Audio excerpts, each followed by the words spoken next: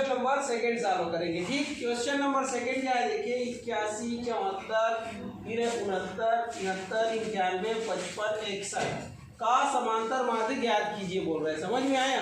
ठीक है, तो ये जितने नंबर दिए गए हैं ये सब क्या है, तो ये सब दिए गए आंकड़े हैं। क्या है? दिए गए आंकड़े। समझ में आया? और समांतर माध्य कैसे ज्ञात करते हैं, तो आपको सूत्र पता होना चाहिए, उसका फार्मूला पता होना चाहिए। ठीक है, तो चलिए सॉल्व करते हैं किसको, क्वेश्चन नंबर सेकेंड को। तो क्या लिखेंगे, सॉल्यूशन सेकेंड। ये समझ में आया? तो समांतर माध्य बराबर क्या होता है, कौन बतलाएगा? समांतर माध्य, ये समांतर माध्य बराबर होता है प्रेक्षणों का योग, इसी को प्रेक्षण भी बोलते हैं। ये प्रेक्षणों का योग या संख्याओं का योग भी बोलते हैं, या आंकड़ों का योग भी बोलते हैं। समझ में आया? तो प्रेक्षणों का योग बटे प्रेक्षणों की संख्या, ये प्रेक्षणों की संख्या, ये फार्मूला होता है। ये आई बात समझ में?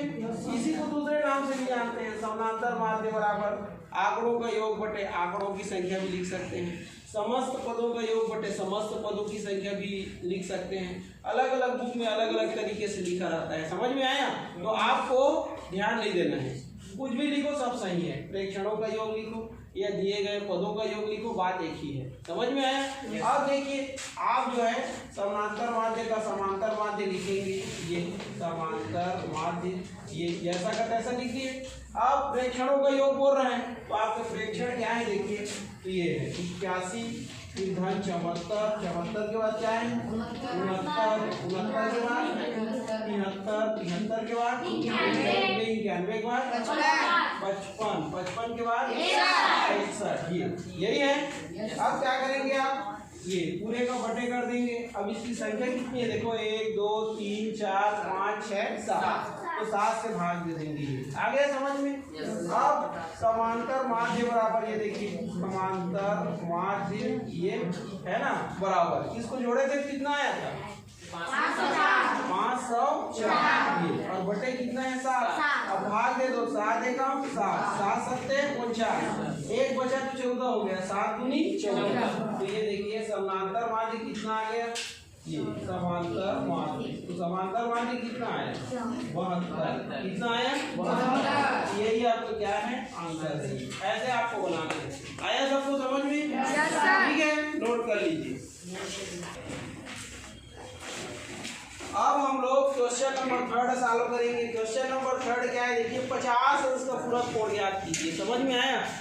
क्या बोल रहा है, 50 अंश का पूरक कोण ज्ञात कीजिए।